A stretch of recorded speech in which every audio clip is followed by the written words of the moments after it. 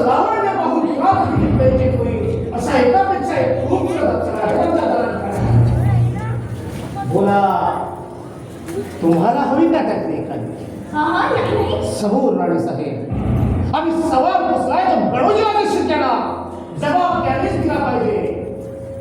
बोला बडोजीला, शिरकाणा रवाना करून घेऊन कधी छेड छबी छे छे बत्तीस मस्करी काय महाराज? मी आम्ही का डगलात? और आमच्या रात राणीची नुसती एक गजल करे का?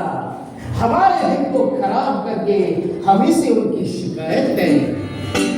क्या है ये तर्ज, क्या है ये राग, क्या है ये चाह है. राणी साहेब, आज गजल ऐकतायत का तुमची की दरदुरिया करेल? हे का आपण कुठे आहोत? कोणासमोर बोलतो? याचा काही पोच? तो पोच आम्ही सोडला नव्हता आणि नाही पोच सोडला सगळा बळून आम्ही स्वीकारले. हा पण महाराज, राणी साहेब, आम्ही आमच्या अंतःपुरात उभे आहोत की दरबारात? नाही कधी कोणी म्हटलं. मग या अंतःपुरात आमच्या मायावाळी वर्तनाचा जाब पुसण्याचा अधिकार बस समजा. मामला साफ.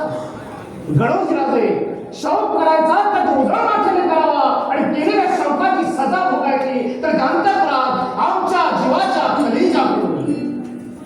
गृहिणी सचिव सखीमितः प्रिय शिष्टालंके याला पुरे पुरे पुरे म्हटलं ना. थोडा थोडा काव्य पडत त्रास शिके, थोडा काव्य रस खेळा शिका. मग असं उपरा उतापणे दिमाग गुंतून नाही पडायचा तुमचा.